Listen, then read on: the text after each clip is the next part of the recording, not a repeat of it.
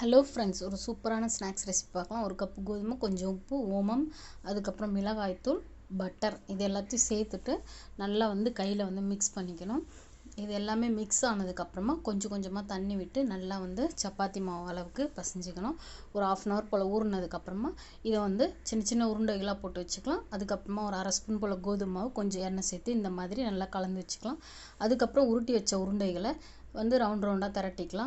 அதுக்கப்புறமா ஒன்று மேலே ஒன்று வைக்கணும். இந்த மாதிரி பட்டர், அதுக்கப்புறம் மாவு தடவி இந்த மாதிரி ஒன்று மேலே ஒன்று மூணுத்தையும் வைக்கணும்.